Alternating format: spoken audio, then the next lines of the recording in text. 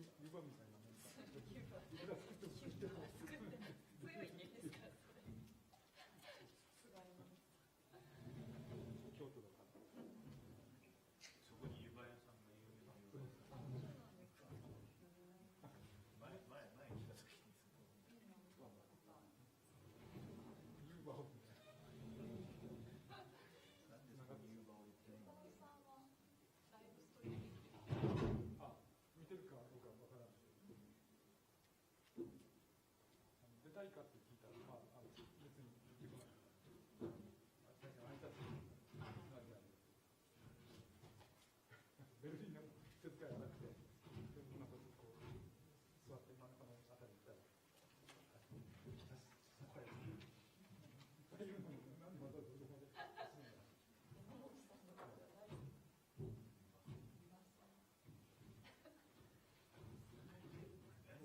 一緒に来てる中国人5、6人全部紹介して写真をして一緒に写りたいのかとか違って撮影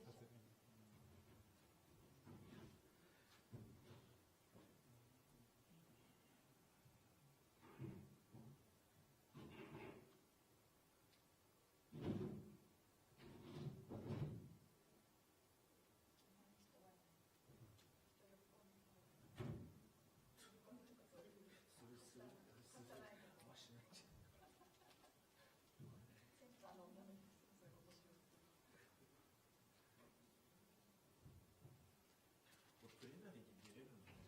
登録してあるので。大きなところである。知らんかった。出店だけだと思う。プレナリー。みんなもう何もかも登録してあるので、なんか会場見たら、ランチ会場とか、レセプション会場とか、あれはそうですね、レセプションありますので、全然詳細来てないんでわからないんですけど。ランチをこれであるの？わざわざそのプレナリーの日のランチというのが書いてある。地図に。これなんだっけ？これで昼ご飯食べに行けるの？わからない。ポスター見る限りなんかこの全体でここで食べてるみたいな。夜もあります。ですよね。何日のですか。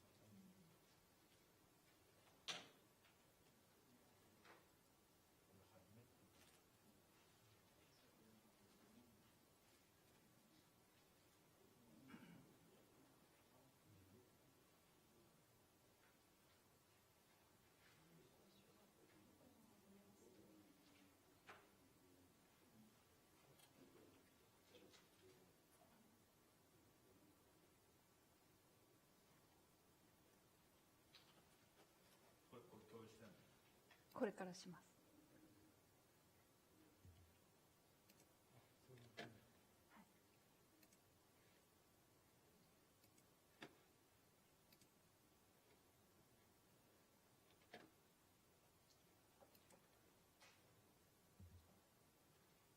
これでもう全然これで、はい、普通に操作してってもらえば、ただ単にピーターさんと共有されてるだけです。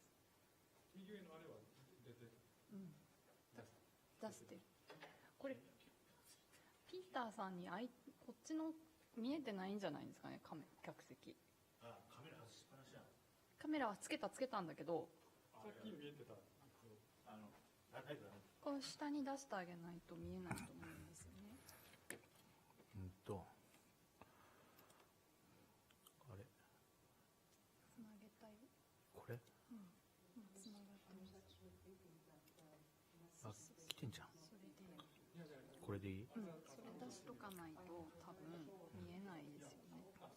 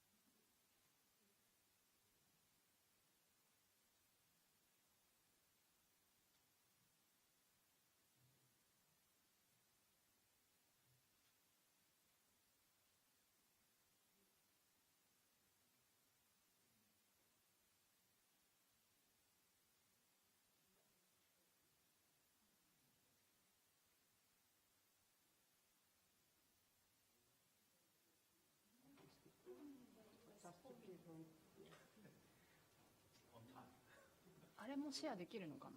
あれもシェアできる。これやろう。はい。あ、でも選ぶだけで、ブラウザを選べばいい。すごいね。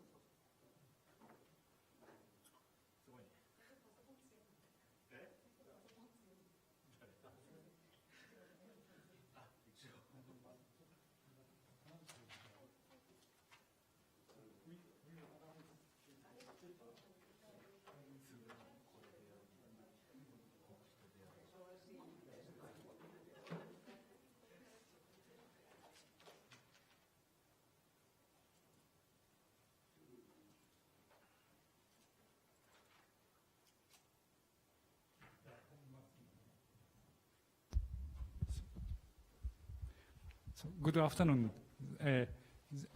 Some people are still coming, so I'm expecting some person will arrive soon. But as it is already time, and one person is joining from the Canada by through the Zoom meeting system, and also live stream is now ongoing. So I would like to start now this GEO Core Region Initiative side event. So we call GEO-CRI, it's a short name. And we have 5 presenters and also some discussion time. And the first presentation is myself. My name is Hiroyuki Enomoto from the National Institute of Polar Research, Tokyo, Japan. So I'm working for the Antarctic and Arctic research work, and also working together with the GEO-CRI group as a partner institute. So in this opportunity, I worked as a local organizer of this side event, and very happy to introduce some those useful information.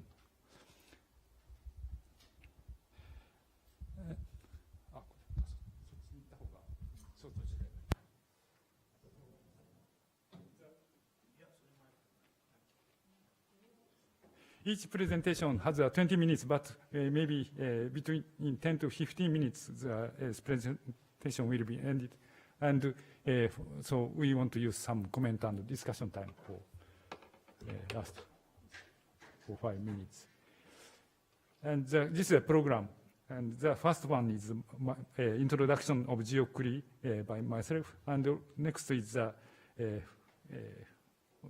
Say-on activity from the Peter Paroshua from Canada, and North and South Pole Initiative is the third one, and Arctic Data Academy System, the fourth one is one contribution to GEO from the Arctic Data Systems, and the final one is Arctic SDI. We are expecting also some video movie in that presentation. Now, so I will start introducing GEO-CRI, GEO Core Region Initiative, idea, plan, and current activities. And the presentation is, I will make the presentation, but Hanere Severa and Yuba Q, they are organizing this GEO-CRI as a leading person. And we have many co-lead teams. What is the GEO Core Region Initiative? This is a very new and not well known maybe, and we are still on the way of the implementing this new initiatives.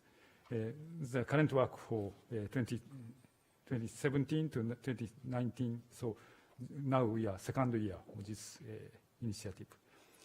This is GEO-CRI is a forum for collaboration and contributor from 15 countries are joined. And cross-cutting initiative. Geographically, this GEO-CRI covers the Arctic and Antarctic and high latitude oceans, so Southern Ocean and Arctic Ocean, and Himalaya, often we call now third pole, and high mountain areas, and terrestrial atmosphere, and marine domains are covered. And the scale is from in-situ measurement to the remote sensing. And disciplines from earth science to social science, As a social sciences, social benefit area and sustainable development goals and Paris Agreement are very often as a target of the GEO itself. We are trying to connect those social items. And it's so many, sorry for small letters. This is a structure of the GEO query, and the middle part is the countries. 15 countries' names are listed here. And the right one is the organization and the project. I read one, two examples.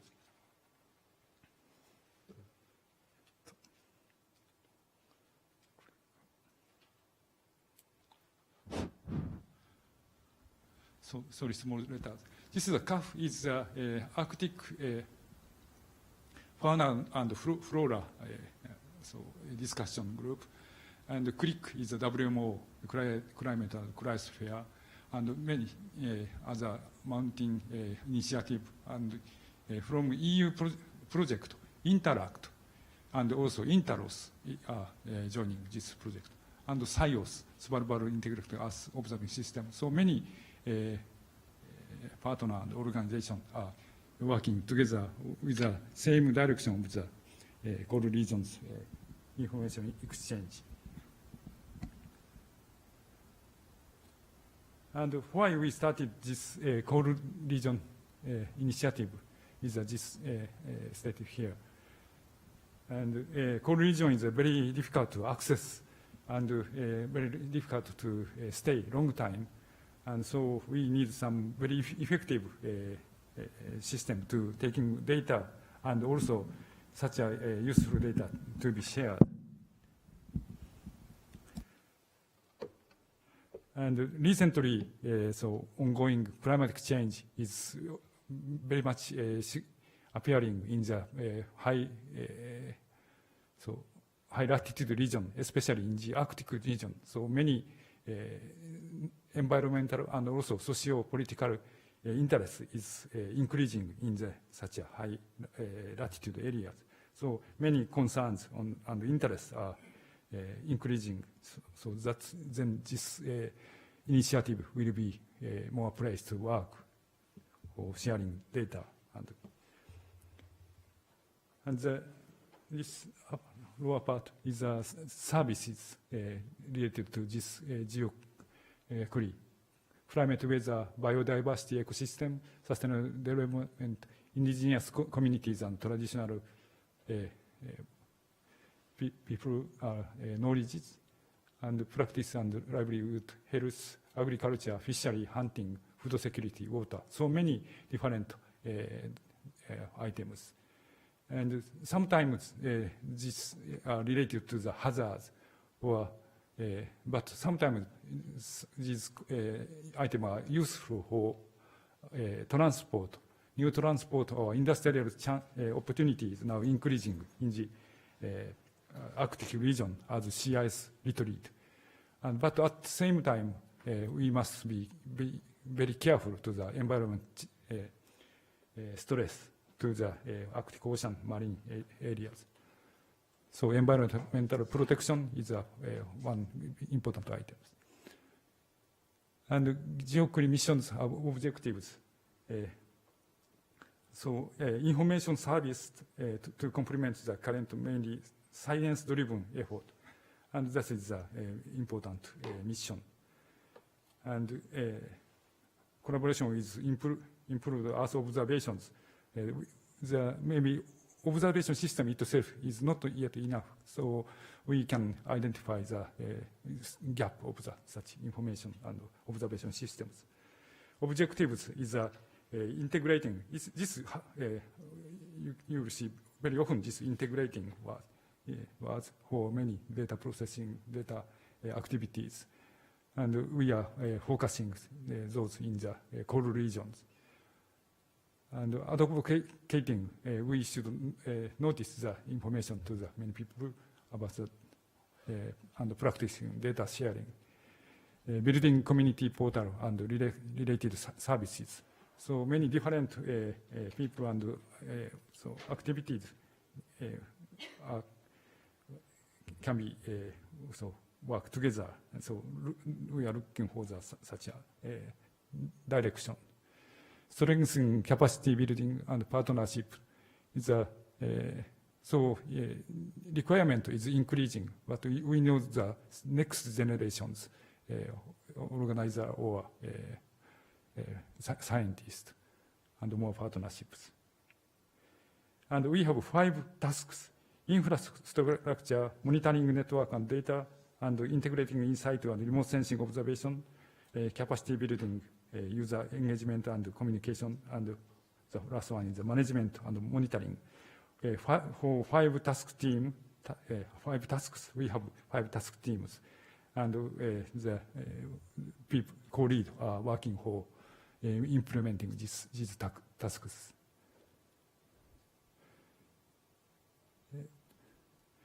And example of current activities are listed here.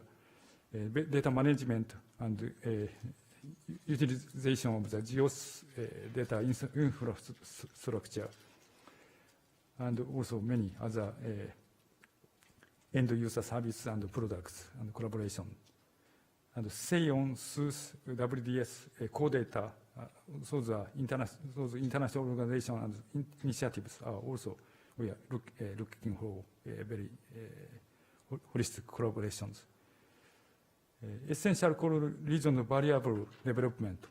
So such variables we try to use and making such data very useful, and from data to we want to transfer to information and use for the society. And so many activities are done, and also still looking for more to proceed these works. The last one is research infrastructure and capacity building development, integration of observation modeling and data access, and sharing best practice is this work. And here I show some collaborations within GEO initiative or within GEO with other organizations and networks. So there is many different connections. So EU project Interact is a very strong network, and we are connecting this Interact from GEO Cryosphere. And also Interos is ongoing EU project. You can find the brochure of the Interos behind, and also poster presentation of Interos in the coming days in the poster areas. And SEION, the next presenter, Peter Parashva, will talk about the SEION, and many other important partner collaboration is ongoing with the GeoCRI. And this is the last page. So here state two lead, Yuba Q and Hanere Sebera, and other local worker in Japan. I said my name also. Thank you very much for attention. And we have a short time for the question or comment. If you have some question or comment, I will try to answer. Hi, please. I need to go to that for the record. Yes. Thank you, Hiroyuki. I have a question concerning the platform for geodata, so Earth observation data. Have you any activities or made any progress with respect to that? So I myself not covered that activity yet. So it's started from last year. Some idea is already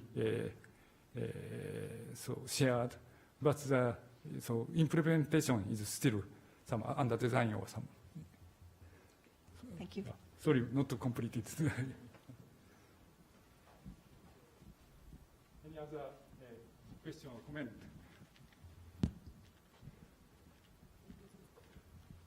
if no, I would like to move to the next presentation. The next presenter is from Canada. Peter Palushifer will talk about the Arctic observation and data sharing activity and current stages. And now we connect to Canada.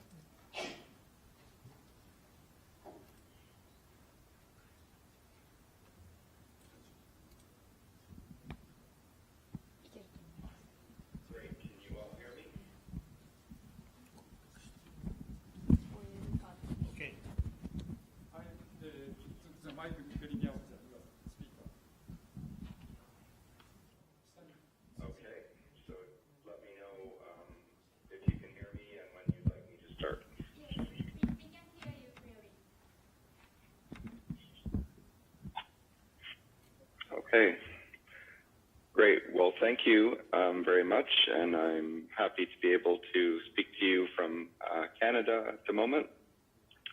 I think I may be able to address a little bit of the question that was just asked about the development on the on data portal and also other data portals that are under development. So I'm just going to try and give you a fairly quick overview. There's a lot of activity going on right now with respect to Arctic and polar data. And so I'll give you just an overview, and I'm happy to answer any questions. So the focus on polar data is not new.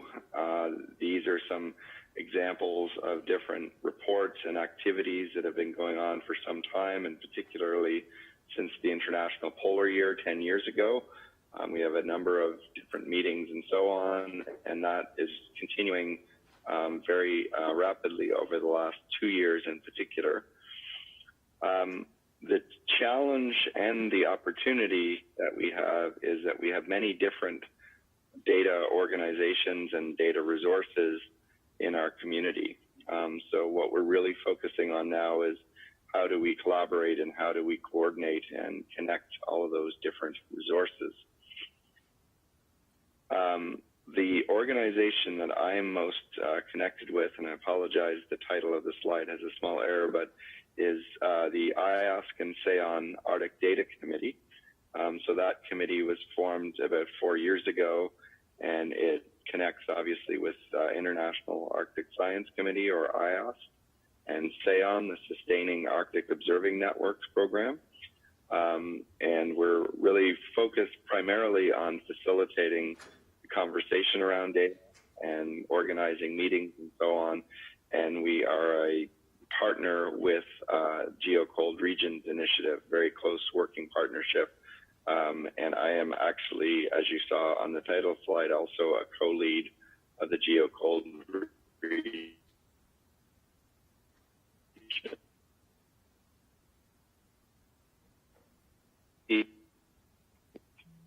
There we go. So this is sort of a very simple form of the connection between the data committee and GEO Cold Region. So the data committee, as I indicated, is a body of SEAON and IASC, and SEAON in particular is a partner with GEO Cold Regions. IASC is as well, but I'm more connected through SEAON. And so, in fact, just last week, a couple of us in the room were at the Arctic Science Ministerial meeting in Berlin, and there's a lot of discussion about SEAON as well as the GEO Cold Regions Initiative, and there'll be a statement coming out over the next couple or few days from the ministers on that.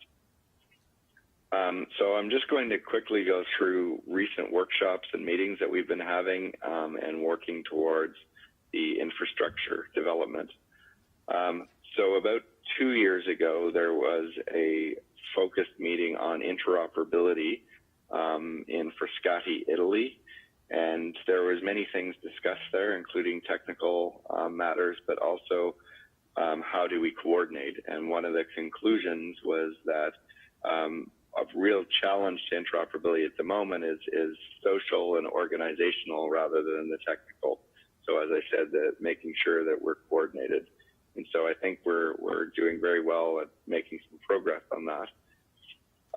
About a year ago, and less than a year ago, or sorry, just a bit more than a year ago, the Arctic Data Committee, the Standing Committee on Antarctic Data Management, or SCADM, and the Southern Ocean Observing System met along with people who are members of GEO. And we met in Montreal, and we had a lot of discussions around the technical challenges, as well as in the Arctic, looking how to better engage with Indigenous organizations, and then preparation for a meeting called the Polar Data Planning Summit. And you saw that on the slide that was printed in the last presentation. GEO is a partner in that initiative. And the Polar Data Planning Summit, the meeting was held the 22nd to the 24th of May in Boulder, Colorado. And we brought together about 40 people working on the challenges of interoperability in particular, and a lot of the focus of that meeting was on data discovery, so the search for data, the ability to find the data, and how we're going to achieve that on a broad scale. The Polar Data Planning Summit was very soon after. About 3 weeks later, there were some follow-up meetings at the Arctic Observing Summit and the Arctic Science Summit Week in Davos, Switzerland. And actually, Yubao and Hanala, who were co-authors on the last talk, were both there, and there was some very active technical work going on about how to connect various catalogs to each other, and including the GEOS portal and the community portal that was mentioned in the last presentation. Coming out of both the meetings in Boulder and in Davos, there was a deliverable description that was submitted to the Arctic Science Ministerial that happened last week in Berlin. And so really what that says is that we're going to focus on working as a community to develop an architecture that will look at how to connect all the various components that are in the system, and the various larger initiatives that are doing coordination as well.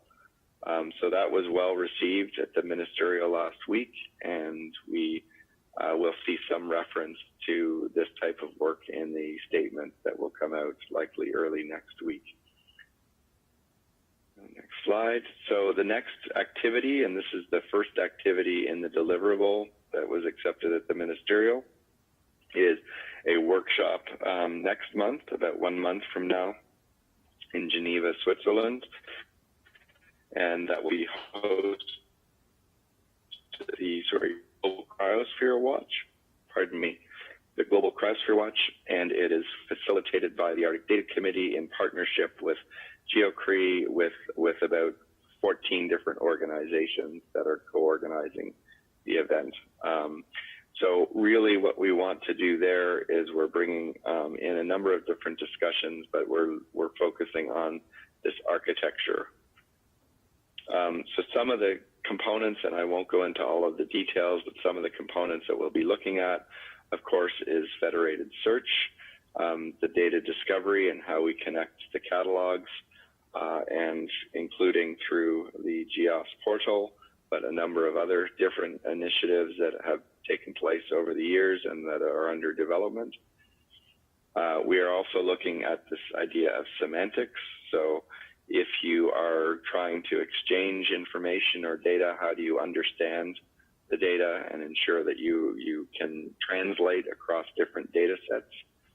So there's a working group now that's a joint working group with the Arctic Data Committee, IARPC, and SCADM. And again, all of these are making contributions to GEO at the global level. And then, of course, we're focusing also on the standards and services that will be used to support data sharing and interoperability. And we have many different kinds of standards, some that you would know very well, like the Open Geospatial Consortium, ISO, OpenDAP, and so on. The other thing that is of great interest right now, which is really moving us towards being able to use the data and to process data once it's accessed is the cloud platforms, or we call virtual research environments, and there are a few examples of that. So here's a few on the screen. One is the Polar Thematic Exploration Platform developed by the European Space Agency with PolarView. There's a research workspace out of the Alaska Ocean Observing System. That's not an open system, but it is one that's operational. And then, of course, we have larger systems like Google Earth Engine. So moving forward, I think what we're really recognizing is that this is going to be a distributed architecture. So we're going to have many different pieces that are in different places and that use different technologies and so on. So one part of that will be the GEOS initiative, as well as the community portal that is under discussion. There we expect to have some additional progress in Geneva next month in terms of how various partners are going to connect to the community portal and the design and so on. We're also working with initiatives. I think you'll hear a talk about this soon as well, like the Arctic Spatial Data Infrastructure, which looks at pulling all kinds of different data, but also, global cryosphere watch and individual data centers like the NSF Arctic Data Center in the United States, the Polar Data Catalog, and others. And my home institution, of course, as well, the National Snow and Ice Data Center.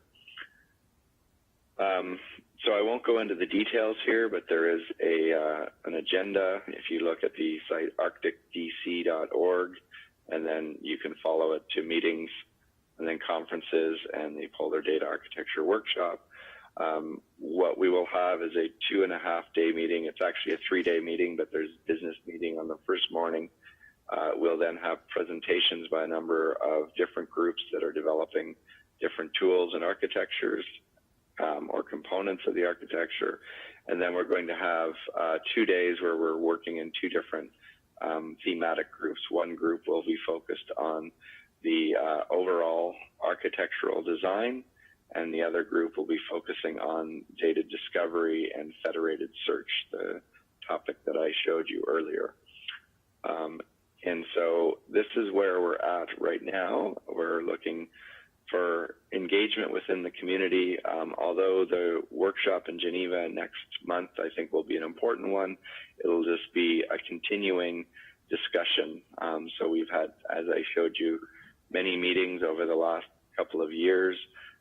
We're also planning to have a major meeting, probably a much larger 1-week meeting in Europe, probably the September of 2019. We haven't come up with the exact details yet, but we expect to finalize the details of that by the time the Geneva meeting is completed, and so we'll make announcements there. And so I'll just go with that, and I think that is my last slide. So I'd be happy to take any questions if you have any. Okay. Thank you, Peter. It's a very good presentation, and thank you for sharing your good effort of the SEON. And any question or comment do you have from the audience, please? No. Okay, I'm not sure I can yeah, quite one understand. question. Peter, wait a minute.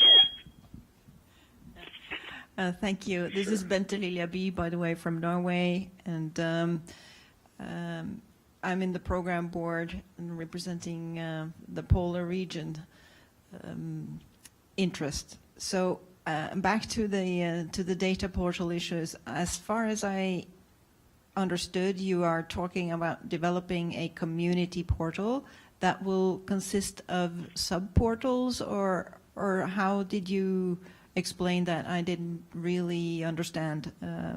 So if you can expand on that, that would be very good. Thank you. Sure, and I would say I personally am not the one doing the development work, but I've been involved in some of the discussions around it.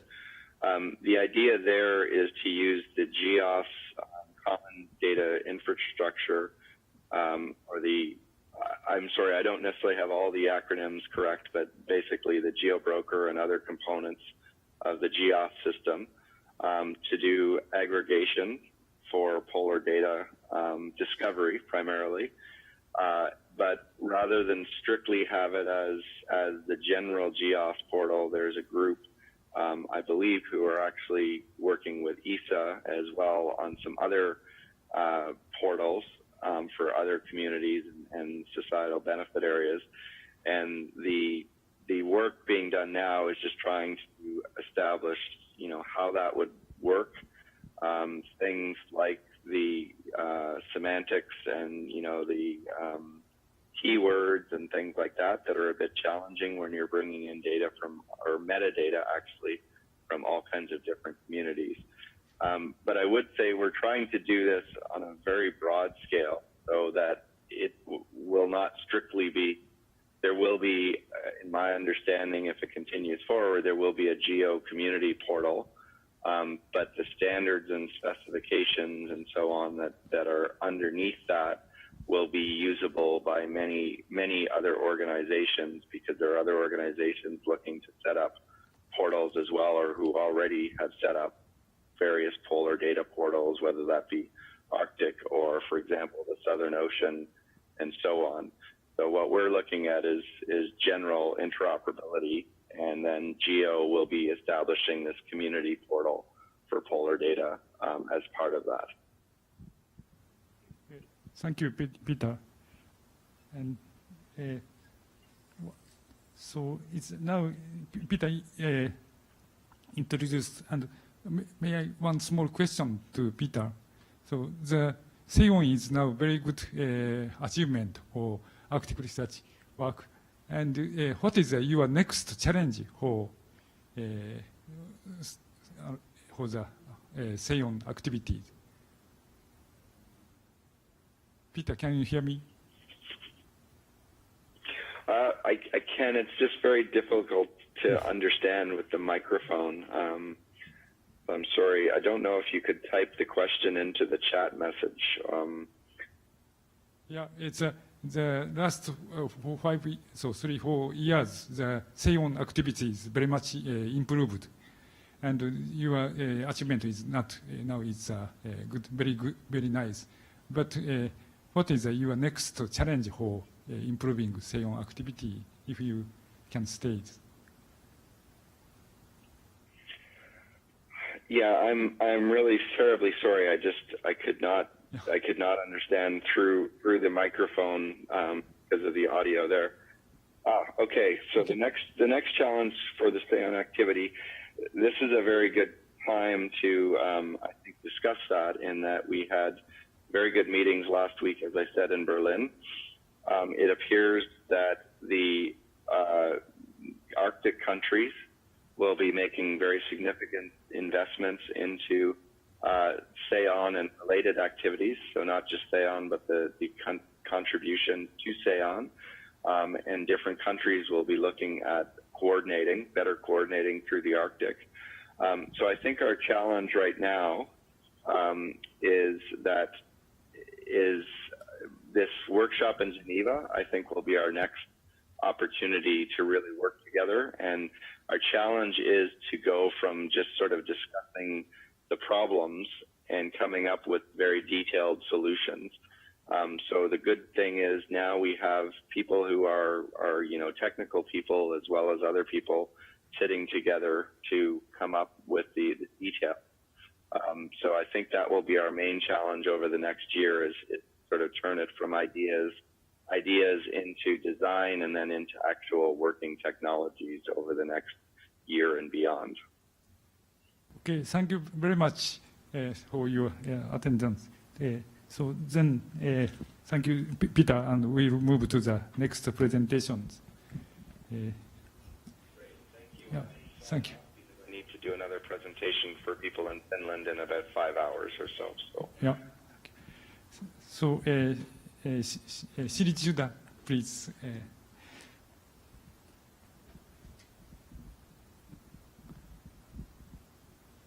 Now comes both polar regions.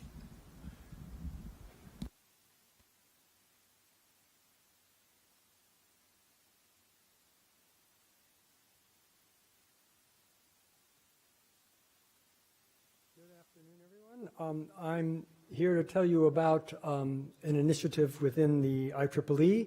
I'm speaking on behalf of, I'm speaking to slides prepared by Tony Milne, who is the GRSS representative, GRSS being a society within the IEEE.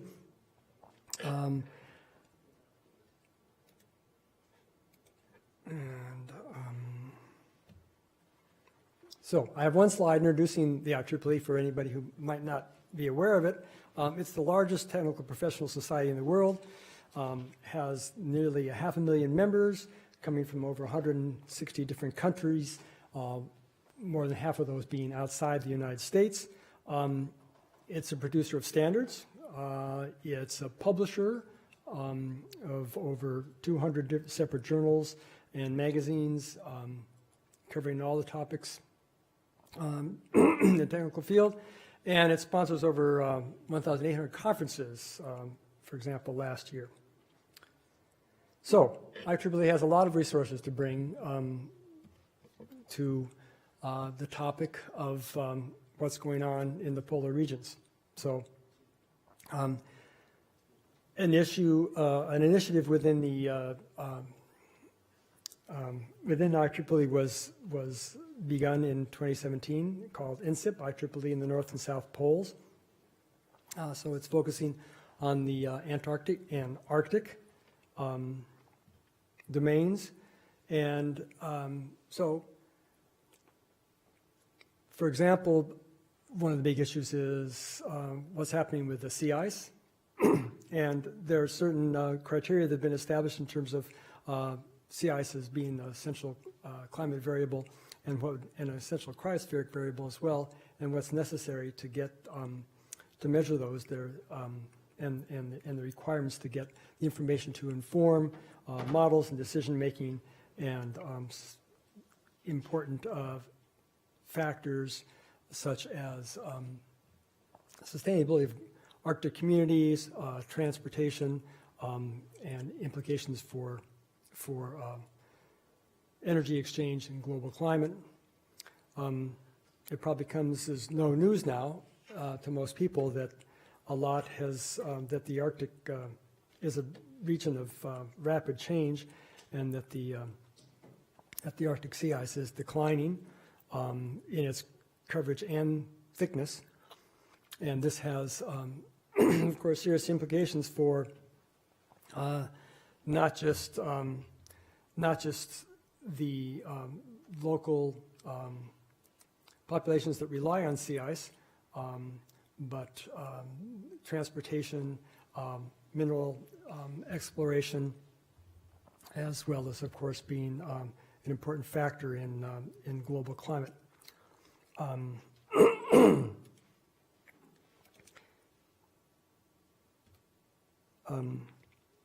Antarctic sea ice coverage is a lot different than the Arctic sea ice coverage, because it essentially disappears every year.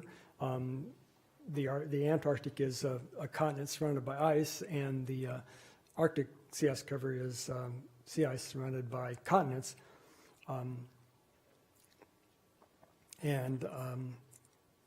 The Arctic sea ice is very sensitive to the warming that's taking place there, whereas the Antarctic sea ice is determined very much integral part of the ocean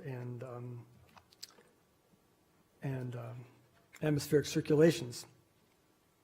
So then you have the ice sheets that cover the Greenland and Arctic continents, and those are vast reservoirs of fresh water that will contribute to sea level rise, or already contribute to sea level rise, and therefore is of a lot of concern because those contributions are accelerating. So we need to know what's going on in the Arctic regions and, well, the polar regions, and that has been hampered, is a serious issue because of accessibility reasons, of course. But the current observing systems are much poorer in the southern hemisphere but also need to be enhanced in the Northern Hemisphere as well.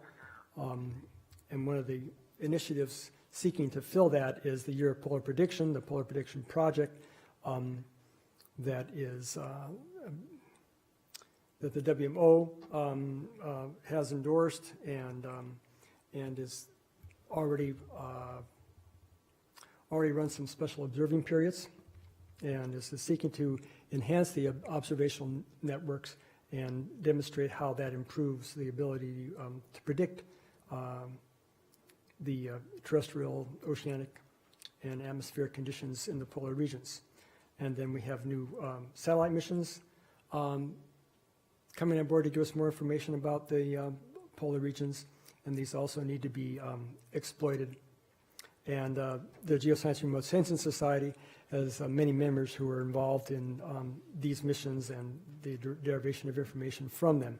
So this ad hoc committee that was proposed to the Technical Activities Board of IEEE, the TAB, has been endorsed by these societies and councils of the IEEE. So you've got not just the Geoscience and Remote Sensing Society and the Ocean and Engineering Society, which have representation here, but the Education Society, Societal Implications of Technology, Transportation Systems, Vehicular Technology, Power and Energy, and then Sensors and Nanotechnology Council. So all of those are contributing knowledge, information, and resources to the initiative. And I should say that IEEE places a very strong emphasis on training and education. That a lot of its efforts in organizing committees and sponsoring contests and hackathons and what have you are all towards engaging early career scientists and students in issues regarding societal applications of technology to societal issues. So the objectives are to meet with external organizations outside of IEEE that are active in the North and South Poles to better understand the challenges and the issues that are being faced there, and understand the role that the IEEE can play and how it can contribute. We're seeking to evolve how to understand other operational units within the IEEE, the societies and councils, and transform the topic of the polar regions into an IEEE-wide self-sustainable initiative on, and develop a community of new IEEE members. So we want to partner with existing research groups to continue to these existing activities and understand how IEEE can forge new and appropriate opportunities for support of those. So these are some of the areas that INSP have been looking at: in situ remote sensors and networks of sensors, the necessity of communications and data from both in situ and remote sensors, getting the data from those sensors and establishing the communication channels to get that information where it's needed. Looking at the issues of transportation and communication to the local communities in the Arctic. Looking at the climate change and ecological issues and the issues associated with increased human presence in the polar environments.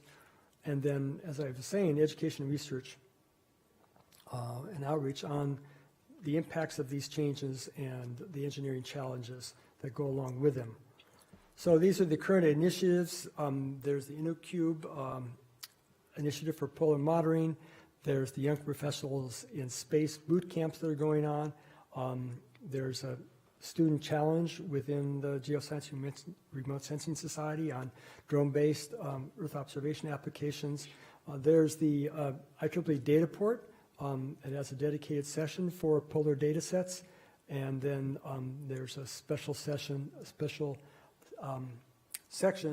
in the IEEE Open Access journal, IEEE Access, on the North and South Poles. And there's a few slides out here, I believe, on each of those. The INU-Cube initiative is looking at CubeSats to study atmospheric parameters and their implications on the cryosphere, things such as black carbon.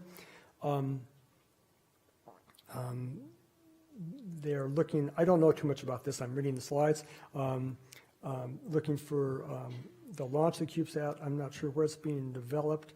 The Young Professionals in Space has already held 3 boot camps, and this one on high altitude weather balloons, I believe was the one that came out of the most recent one that was held in Barcelona. Then the Student Challenge on drone-based Earth observations and apps, again with a polar focus. There's going to be a down select of some teams that will receive some support to come up with a demonstrator. And then the data port is a facility for researchers to upload data sets that then can be tied to publications, which is very important nowadays. Size can be up to 2 terabytes, and there are free plans based on access.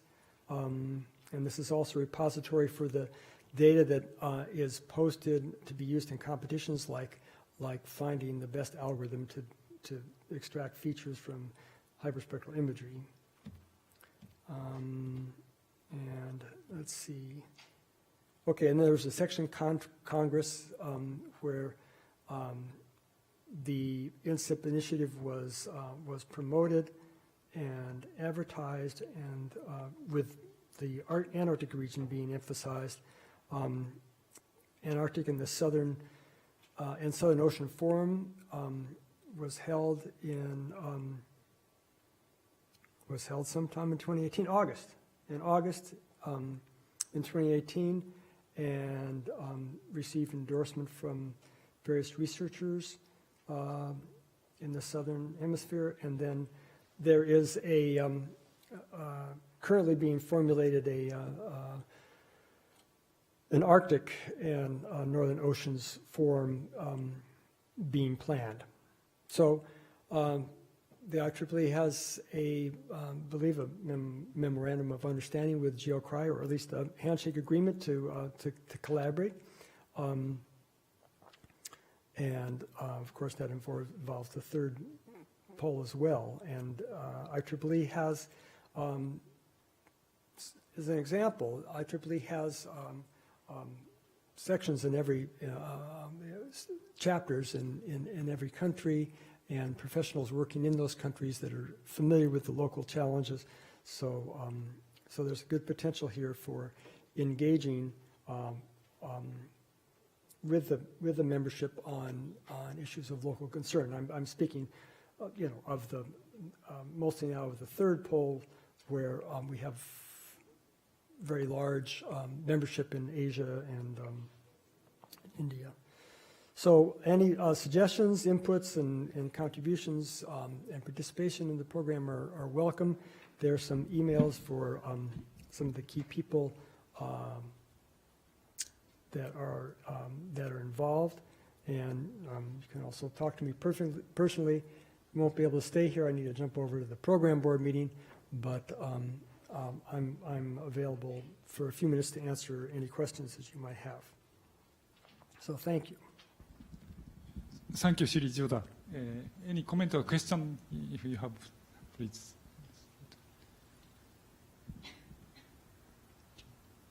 Do you have something?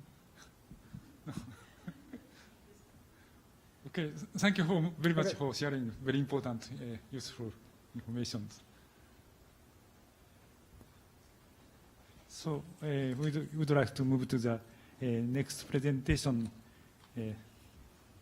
Next is Dr. Yabuki from Japan.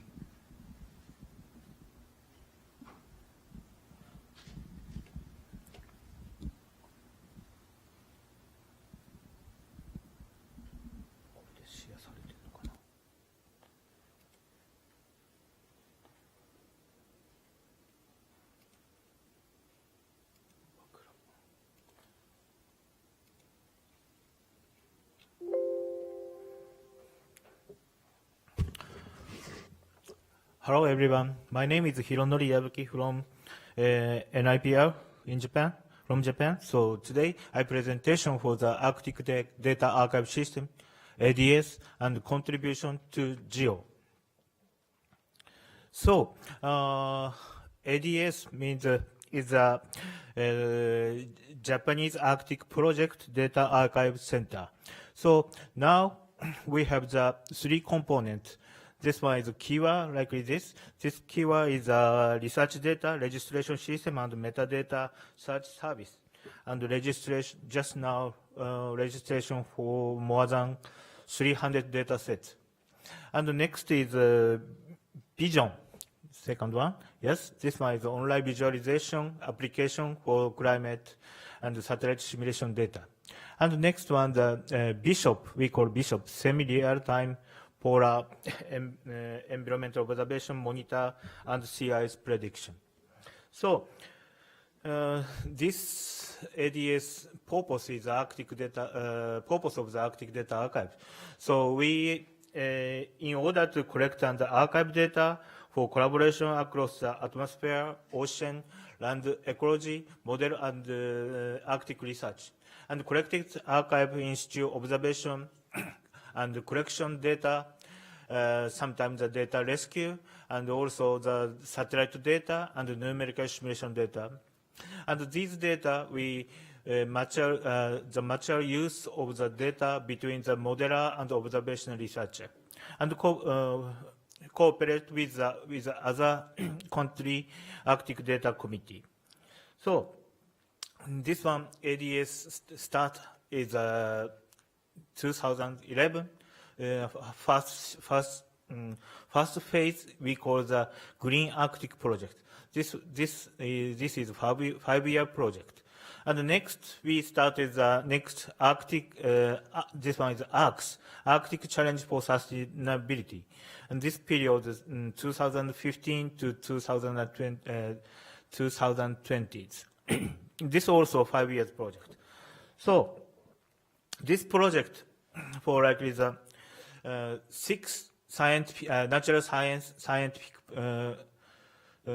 project theme, and also one is a social and human science, and we are data management. This 8 group connecting to the making for the some data to information to government and private sector, indigenous people, and international framework and Arctic Council related organization and scientists and society, like this. So we collecting the many kind of data, the meteorological data, and sometimes the snow data, permafrost stabilized data, hydrological data, like this, many kind of data we collecting and we storage in this archive. So, for example, our metadata archive is a keyword. Just now we collecting likely this data. This one is a many point there are some institute data like this, and sometimes the station data, and the blue color is sometimes the sampling data also we collecting. Yes. And this one is collecting some of the data, metadata information, and also sometimes we can get we open the quick look like this. And this metadata we make for many kind of formats. So, for example, the DIF and the ISO format like this, and like this. So we just now like this, and also now we have the DOI registration system just now like this, and also we connecting the GEO and sometimes the WMO GCW like this. And so now GEO with contribution to many kind of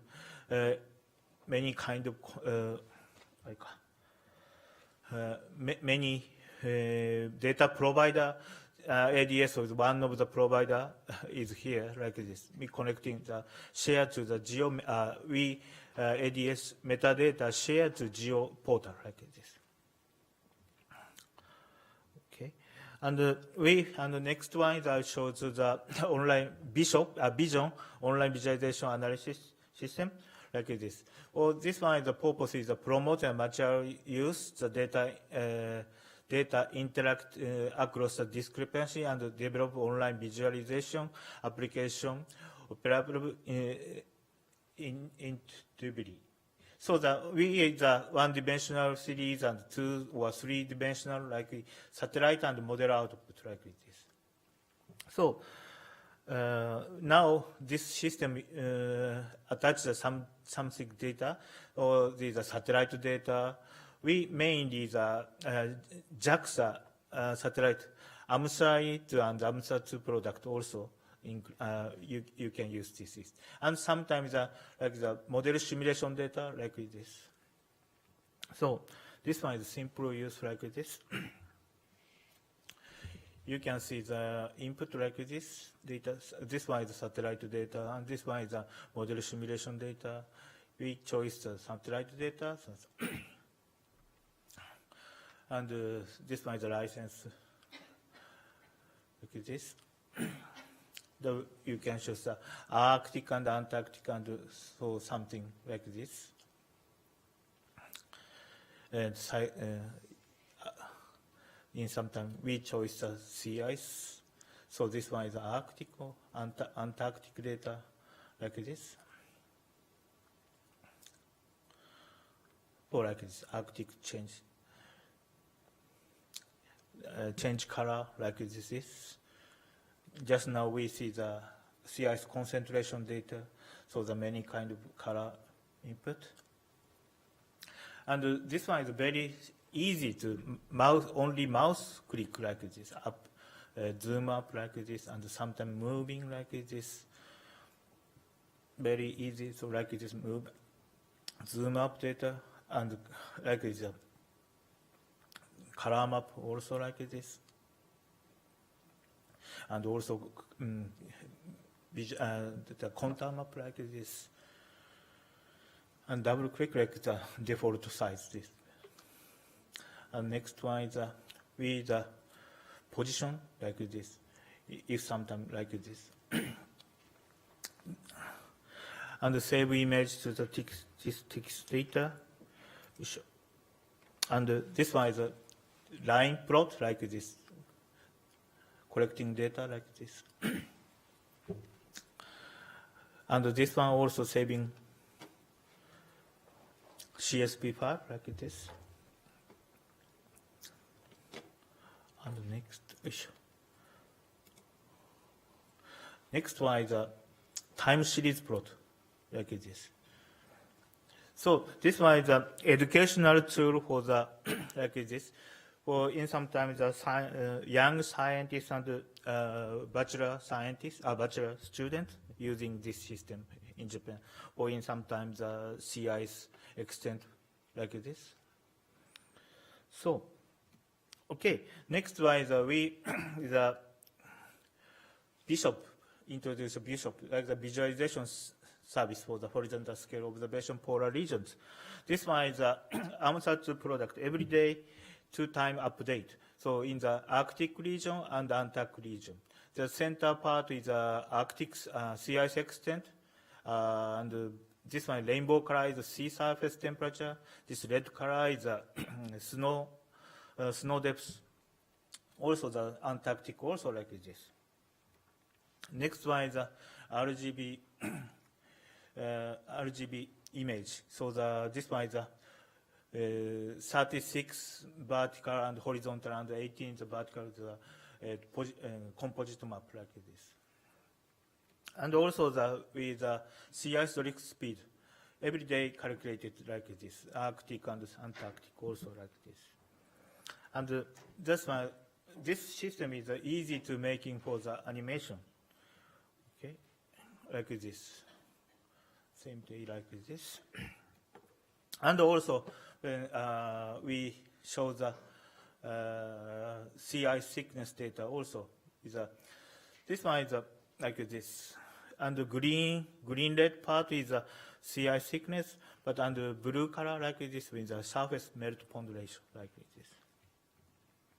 And also with to show the graph data. in the sea ice extent data like this, Arctic and Antarctic.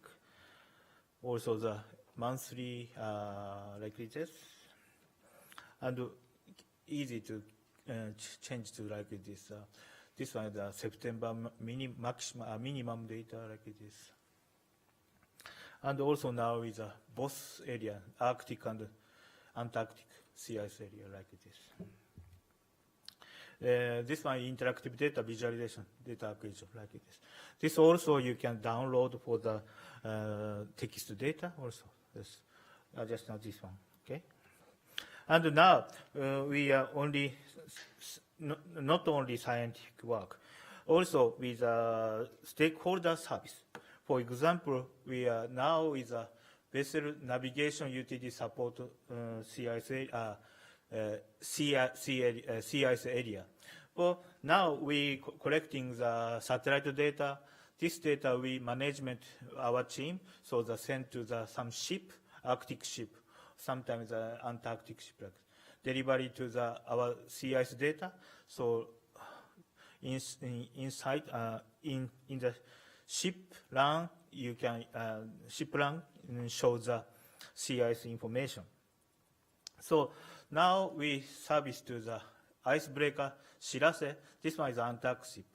This one, the Umitakamaru, is a research vehicle in the Antarctic region.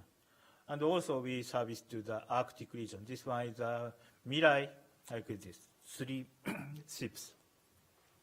And this one is some navigation image for the Arctic place. This one is a fall Arctic area, and this one is a Chikuchi Sea, like this area, and also like this. So usually Mirai, Japanese research vehicle Mirai going to around here, so we making this image like this. And also the Antarctic region also like this. This point is a Showa base, Japanese Antarctic station around here, so like this image. And we send to the AMSAT product some sea ice concentration and sea surface temperature and sea ice drift speed. And also the forecast data, so 24 and 48 hours. Sea surface pressure, wind speed, wind direction, and temperature, and wave height, and wave direction. Also we send. So now ADS is not only scientific, and also we use educational and stakeholder service like this. Okay, thank you very much. Thank you, Dr. Ebuki. So any question and comment, or if you have, please state.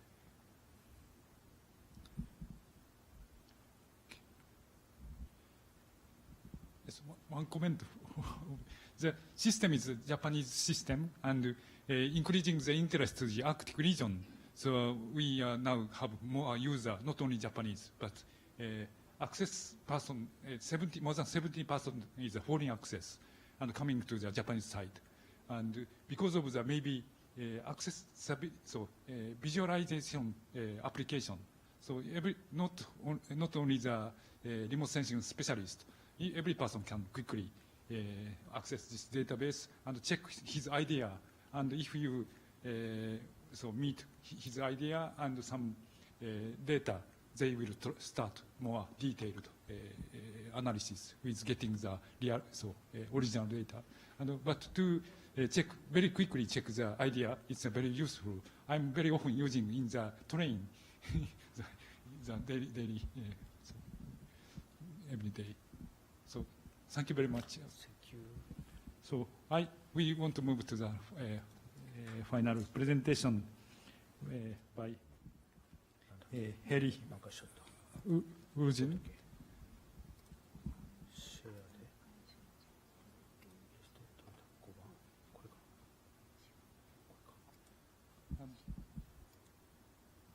So you have presentation and also movie. Yeah.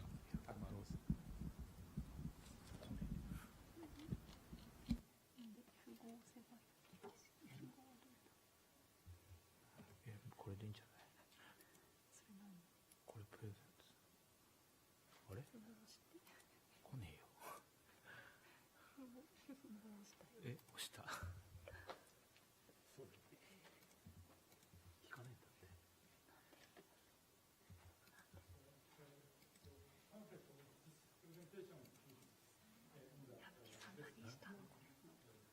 シェアがしてない。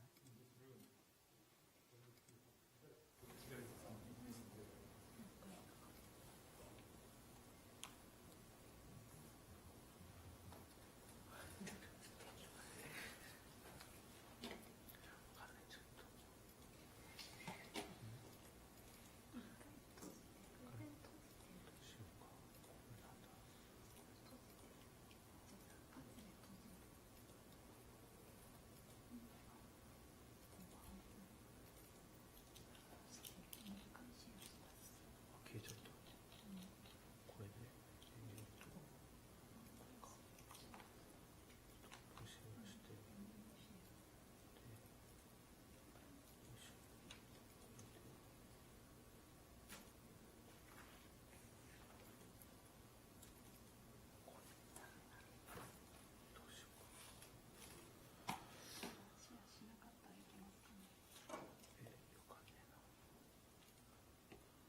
よいしょ。どうしようか。よかんねえな。これでしょ。で、ちょっともう一回やってみようか。本当？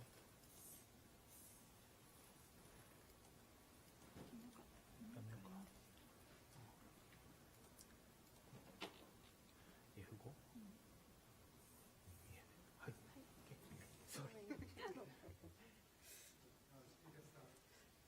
Okay, thank you. After small technical problems, we are here.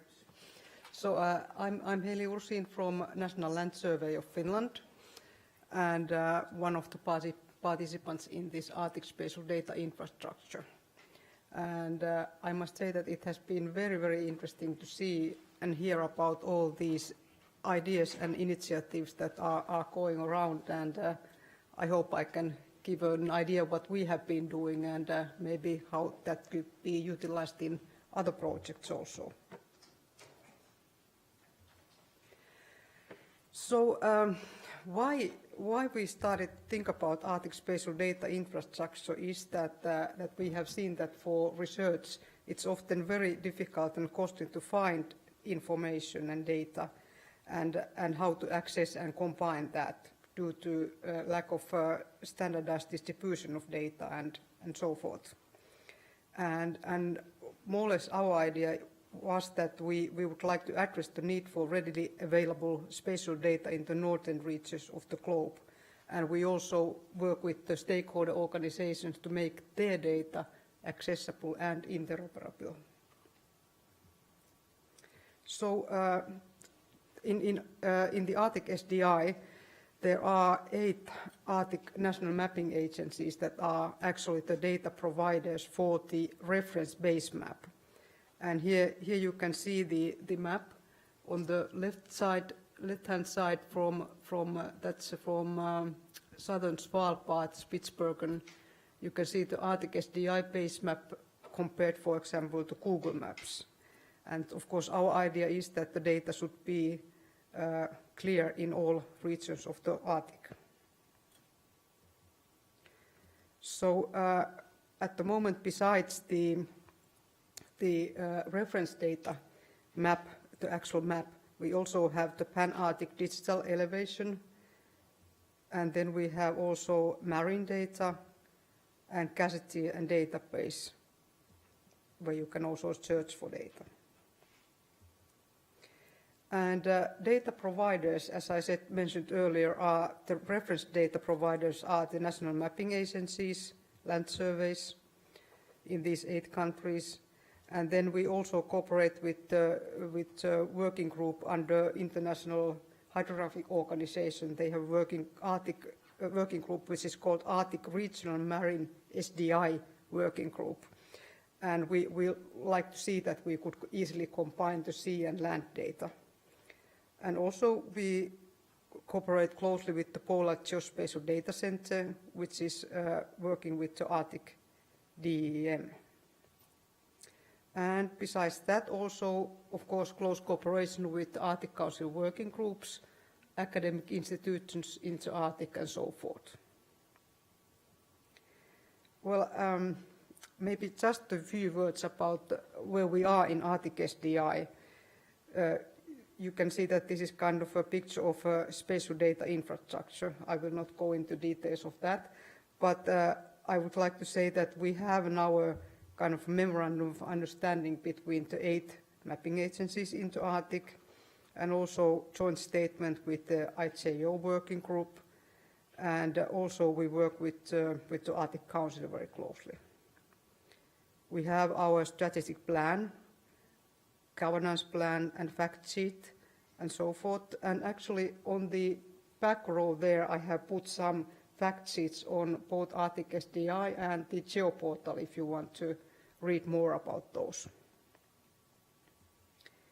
And as I mentioned earlier, the joint base map is in scale 1 to 250,000. We have also searchable circumpolar gazetteer and pan-Arctic thematic data and so forth.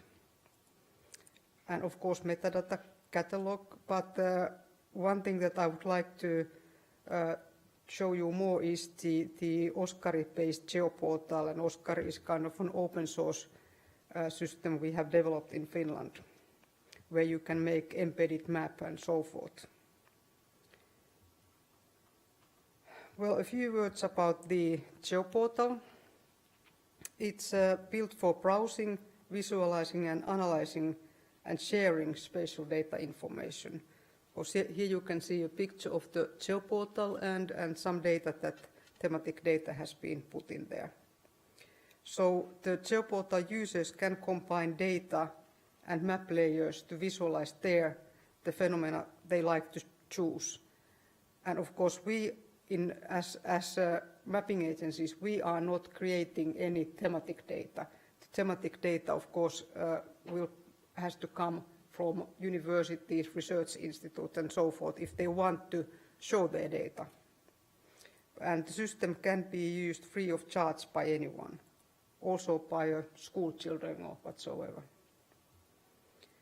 And it has quite much data at the moment, but also it has different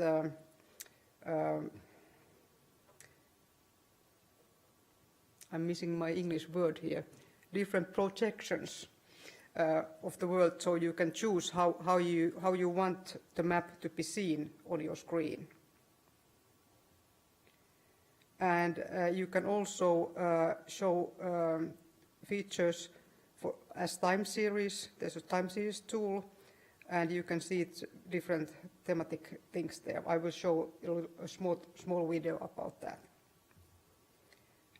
We have a pan-Arctic gazetteer search, metadata search,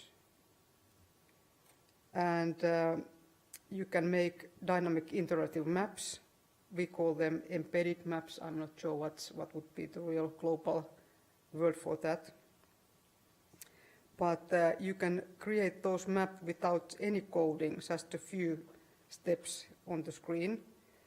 And also, if any data source gets updated, the latest data will be shown in the embedded map without any intervention. So if someone wants to show something on their web page about their research, it will be updated all the time. Here you can see a little bit that, for example, the CAF working group of Arctic Council, they have used our system for their data, and they are also providing data for the geoportal. Just a few pictures of what you can do before I'll show you the video. But in summary, the Arctic SDI provides access to authoritative data across the Arctic from these 8 countries, and also capacity building materials on principles of spatial data infrastructures and how to bring in your own data to the geoportal. And also, as I said already, geoportal you can use with embedded maps, time series visualization and other tools in order to help the Arctic stakeholders to deliver and visualize their data. And of course, the idea is that, for example, decision makers could easily get information you provide in your research. And what we are working with now is that we would like to have better tools to visualize statistical and spatial data together so that we can better demonstrate the changing article. But maybe then a few minutes for the video.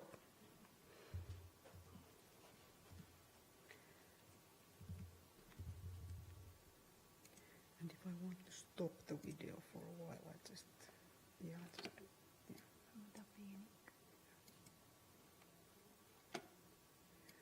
Okay, so this video has no voice. The voice is mine, but I will try to tell you a little bit about what's happening on the screen.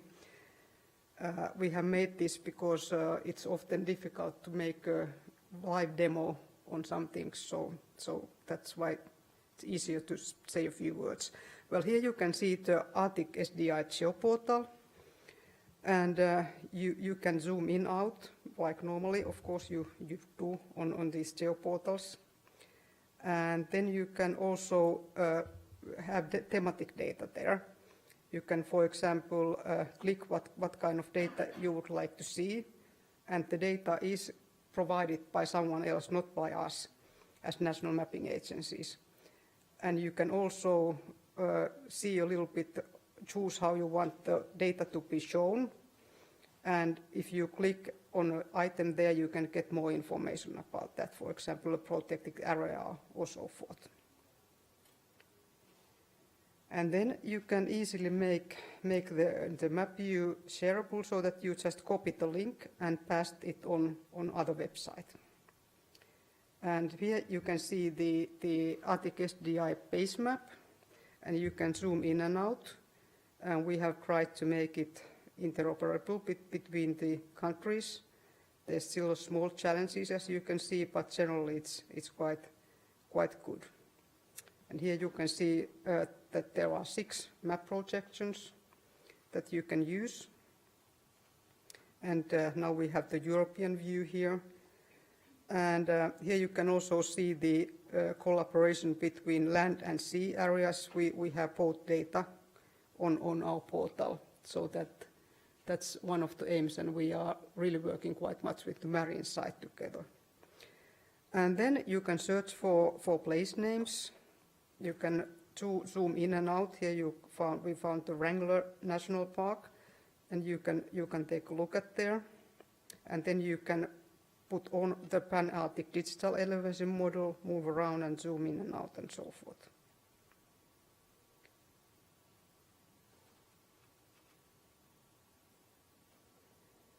And then a little bit about the time series visualizations. You can use that quite nicely, that tool. You can see, for example, I think here it's the water temperature, and you can see it on different times, and you can zoom in and out also with this. But it has been quite interesting tool for many research persons. And as I said earlier, you can easily make your own map with this system, and also you can embed the map on your own website. You can choose different items you want to show, of course, and then, well, now you can see them here, but you can also, when you make the map as an embedded map, like it's coming here, you can also control how you want that map to be shown on your own screen, and you can put different zoom things there and so forth. And finally, you can copy the link and publish a map on your own website. And you can move around and zoom in and so forth, and it will also be updated as the life goes on. So, thank you. And you can find more information, as I mentioned, on the brochures on the back seat there. Thank you. Thank you, Sherry. It's a very interesting demonstration. So, any comment or questions, please state. どうぞ。Please. I have one very basic question. Who do you intend to be the main user? Well, at the moment, the main users are the Arctic Council working groups, as they are really, that was the basic idea when we started to do work on this. But of course, as we are national mapping agencies, our hope is, of course, that it would be used as many as possible. It's totally free and open. The code on the GEO portal is open source, so anyone can take it and make something else with that. And always, I would say that what we hope now that as many organizations or projects as possible would benefit from this, because we didn't do it for ourselves, and now it's time that someone, of course, gets to use it. And you should just a geological data, but I think the CI will collect other type of data. Is it right? I'm not sure if I understood other type of data. For example, the cryospheric data or ecological data. Yes, No? I would say that any kind of data would be included in that. But of course, at some point, I think we would need to see if the data stewards is really our, or should we find another organization to do that. Yeah. One more question or comment, maybe comment, but I have been worked for build up to the global ocean observing system 20 years ago. The most difficult point is they use a different instrument and a different method to measure. It was very difficult for them to synthesize many kind of data measured by different methods. Do you have some idea to carry out such kind of synthesis over your I idea? must say that I'm just a geographer. I have not really worked technically with how things have been done, so I can't really answer that question. Okay, thank you. Anyway, a very interesting presentation. Thank you. Thank you. Any other comment or question? So I also very much impressed, and one comment is that I so wanted to overlap his CIS data on your map. So such a connection will be in future maybe very I think I would like to discuss that. Okay, thank you very much. So now 5 we planned presentation, it was over, and then we have some other activities and discussion time, and I was asked to introduce Interos project, and behind, so you will find one brochure, and their observing activity in the Arctic region was indicated in that map, and also poster session will present this Interos EU project activities, and they have some specific targeting area, Greenland, Fram Strait, and deep Nansen Basin, and coastal Arctic coastal circumcoastal region, and Central Arctic. They are focusing, and now putting many new instruments, and from those observation to data archiving, data sharing, and connecting to many items is a very big project. It's now implemented, have been implementing in Interos project. And so it already 5 present was over, but any question or comment or previous presentation or some useful comment for this session, please. If no, this session was the GeoQuery side event, and sorry for the two leader was not here, but I try to introduce this class information. And so many interesting project is ongoing, and GeoCryosphere we'll try to combine those, integrate those ideas. And please, please check the GEO query activities in the coming months. Thank you very much. So I close this session.